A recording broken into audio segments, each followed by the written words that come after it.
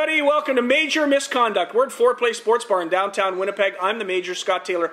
The Misconduct is coming in later to talk to the game misconduct. Socially unacceptable, Mike Davidson. Socially unacceptable. Ever since I came on here, people don't talk to me anymore because I rip on their beloved Bombers. And apparently you're not allowed to tell the truth about the Winnipeg Blue Bombers. Well, let's rip on them again today. I'm going to pull, for the sake of an argument, I'm going to pull the old Vic Grant line, the old coconut. Who's to blame? The Bombers are 0-4. They play Edmonton on Thursday night. They could very well win on Thursday night. It's the CFL. After all, the first best quarterback in the Canadian Football League is the 97th best quarterback in North America. There's high school quarterbacks better. Well, so the reality is certainly the Bombers could win, especially if Kerry Joseph plays quarterback. But 0-4 still isn't very good. Who's to blame? It's amazing that they're 0-4, and there's 4 reasons to blame for the Winnipeg Blue Bombers' collapse, and it is a collapse. They were in the Grey Cup last year. Exactly. So this has to be considered a collapse. The first person to blame is the CEO, Garth Butchko.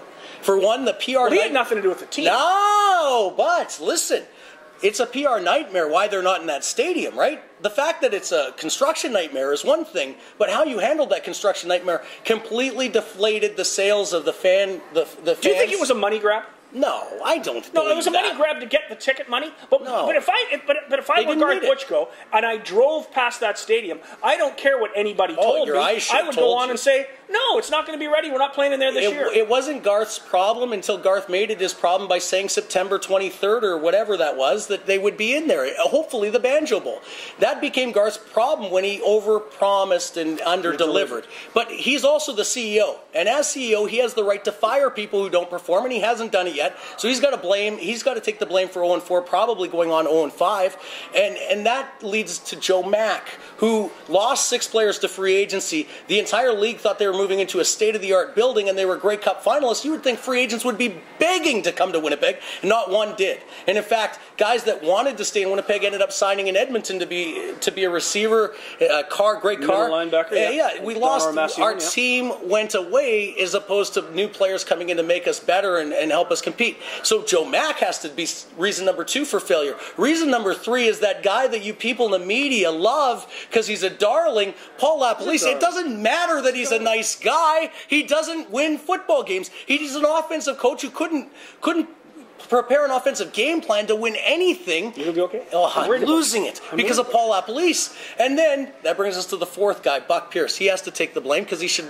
concentrate only on running sports bars and not try to be a quarterback because he's not physically able to be a quarterback. And even when he is physically able, he can't win. He's terrible. The whole team has to be imploded, and they got to start from scratch. I always say that when somebody says to me he's a nice guy, my next door neighbor Leo, who's a sheet metal worker, is a really, really nice guy, and he's a great Bomber fan. Love him to death, but he can't coach the Bombers or play quarterback for them, and he knows that. He understands it fully. Well, and Paul LaPolice is a nice guy who can't coach or play quarterback for the Bombers. Buck Pierce is supposedly a great team guy, but the team doesn't play well around him.